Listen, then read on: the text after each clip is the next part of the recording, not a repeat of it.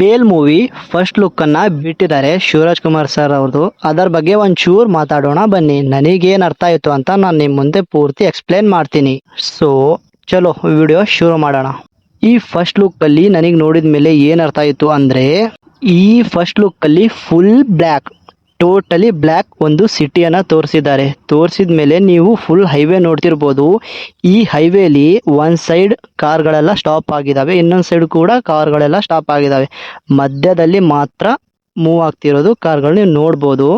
ಬರ್ತಾ ಬರ್ತಾ ಅದನ್ನು ಕೂಡ ಸ್ಟಾಪ್ ಆಗಿದೆ. ಸ್ಟಾಪ್ ಆಗಿದ್ಮೇಲೆ ಶಾರ್ಟ್ ಸರ್ಕ್ಯೂಟ್ ಹೊಡುತ್ತೆ. ಶಾರ್ಟ್ ಸರ್ಕ್ಯೂಟ್ ಹೊಡೆದ್ಮೇಲೆ ಸಿಟಿ ಎಲ್ಲ ಫುಲ್ ಬ್ಲ್ಯಾಕ್. ಬ್ಲ್ಯಾಕ್ ಆಗಿದ್ಮೇಲೆ ಹೀರೋ ಎಂಟ್ರಿ ಆಗೋವರೆಗೂ ಫುಲ್ ಬ್ಲ್ಯಾಕ್, ಫುಲ್ ಕತ್ತಲೆ ಬ್ಲ್ಯಾಕ್ ಇರುತ್ತೆ. ಹೀರೋ ಎಂಟ್ರಿ ಆಗಿದ್ಮೇಲೆ ಅವಾಗ ಫುಲ್ ವೈಟ್ ಆಗಿತ್ತು. ಅದಂತೂ ಸೀನ್ ತುಂಬಾ ಚೆನ್ನಾಗಿದೆ. ನಮ್ಮ ಶಿವರಾಜ್ ಕುಮಾರ್ ಸರ್ ಅವರು ತೋರಿಸಿರೋ ಸೀನ್ ತುಂಬಾ ಚೆನ್ನಾಗಿದೆ. ಈ ಫಸ್ಟ್ ಲುಕ್ ಅಲ್ಲಿ ಏನ್ ಸಣ್ಣ ಹಿಂಡ್ ಕೊಟ್ಟಿದ್ದಾರೆ ಅಂದ್ರೆ, ಇದು ಒಂದು ಕ್ರೈಮ್ ಮೂವಿ ಅಂತ ನನ್ನ ಪ್ರಕಾರ ಅನ್ಸುತ್ತೆ. ಕ್ರೈಮ್ ಮೂವಿನೇ ಆಗಿರುತ್ತೆ. ಹೊರಗಡೆ ಏನೋ ಒಂದು ದೊಡ್ಡ ಟ್ವಿಸ್ಟ್ ಆಗಿದೆ.